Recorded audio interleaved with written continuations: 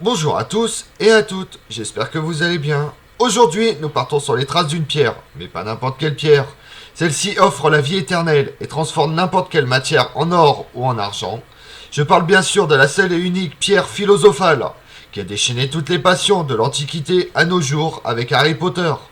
Venez avec moi dans la quête de ce joyau que représente la pierre philosophale. L'origine de la pierre philosophale est aussi confuse que son histoire. Zosime de Panoplis, un savant grec égyptien, le cite dans ses écrits 300 ans après Jésus-Christ. Mais selon certains, ses origines seraient encore plus anciennes.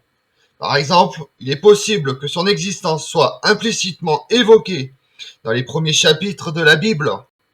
En réalité, c'est surtout une question d'interprétation et tout le monde n'est pas forcément d'accord. Une pierre, oui, mais pourquoi faire? La pierre philosophale ou lapis philosophorum en latin aurait trois pouvoirs. Celui de changer des métaux sans grande valeur en argent et même en or, mais aussi de guérir toutes les maladies, bien utiles en période de pandémie. Enfin, cette pierre un peu particulière serait capable de prolonger la vie, voire de rendre son possesseur immortel. Voilà de quoi convaincre pas mal de monde de partir à la recherche de la pierre philosophale.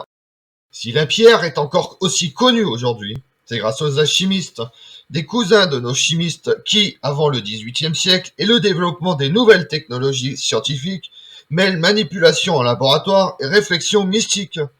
Leur principal projet est le grand œuvre, soit la poursuite de la pierre philosophale. Pour beaucoup, ce n'est pas tant la pierre qui est importante, mais sa quête de l'immortalité. L'insaisissable Nicolas Flamel est né vers 1330 et mort en 1418 à Paris. Il exerce la profession d'écrivain et de copiste, dont le rôle est de recopier des textes. Nicolas Flamel est donc un érudit qui sait parfaitement lire. Une chance loin d'être commune à cette époque. En plus, sa femme, Pernelle, est une riche héritière. De l'or, des connaissances, une vie de plus de 80 ans. Il ne faut pas plus pour que Nicolas Flamel soit décrété professeur de la pierre philosophale. On ne sait pas si elle a été un jour entre ses mains, mais la rumeur s'est assez propagée pour que le savant apparaisse dans de nombreuses œuvres, comme l'inventeur de cette roche, tant convoitée dans Spirou et Fantasio, ainsi que Harry Potter. Cependant, le mystère demeure. Selon la légende, un scientifique et philosophe nommé Albert le Grand aurait été l'heureux propriétaire de la pierre philosophale au XIIIe siècle, avant de la léguer à son disciple Thomas d'Aquin. Cet homme d'église est encore très connu de nos jours pour ses écrits, l'école de ses pensées qu'il a fondée. Malheureusement, la trace de la pierre philosophale n'est pas facile à suivre et a disparu dans l'histoire. Les alchimistes ne sont pas les seuls à rechercher la pierre philosophale. D'autres personnages, plus grands, plus puissants et plus connus, sont également à la quête de l'immortalité offerte par la pierre philosophale. Les rois de France eux-mêmes ont bien essayé d'acquérir encore plus de richesses et la vie éternelle. C'est pourquoi, quand Louis XIV, à la fin de son règne, entend dire que l'alchimiste Jean Drouin, dit de Lisle, possède la fameuse pierre philosophale, il lui demande de venir à la cour de Versailles. Mais l'alchimiste se révèle bien vite être un brigand et se retrouve emprisonné à la Bastille. Avant lui, au XVIIe siècle, Louis XIII et Richelieu s'étaient déjà fait avoir par un certain Dubois, qui lui aussi a fini à la Bastille pour avoir déclaré être en possession de la pierre philosophale, et s'est avéré être un escroc. Cependant, si la pierre a disparu à travers l'histoire sans laisser aucune trace, le mythe de la pierre philosophale n'a pas disparu pour autant avec les alchimistes.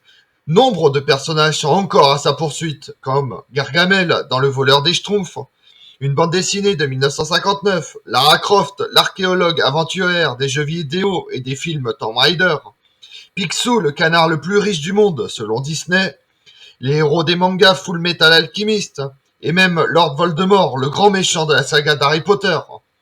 Mais aussi, on peut trouver la pierre philosophale qui prend de nombreuses formes dans les religions bouddhistes et hindouistes. Elle présente de nombreux points communs avec la pierre de Chintamani, une pierre précieuse qui accomplit les souhaits et guérit tous les maux, qu'on retrouve notamment dans le jeu vidéo Uncharted avec Drake qui poursuit la pierre philosophale. Comme on l'a vu, on ne peut affirmer si la pierre philosophale existe ou non, mais cela n'a pas de grande importance. En effet, ce mythe qui accompagne l'humanité depuis plusieurs siècles au moins, voire peut-être plus, et intéressé de nombreux philosophes, scientifiques, grands personnages dans leurs réflexions pour devenir un objet de désir et de convoitise en quête de l'immortalité. Je vous remercie d'avoir suivi cette vidéo en ma compagnie. Si vous voulez connaître mes autres vidéos, retrouvez-moi sur ma chaîne YouTube Tout sur l'Histoire avec Damien et sur les réseaux sociaux Histoire Damien. Je vous remercie à tous et pensez à liker, commenter et vous abonner. Merci à tous.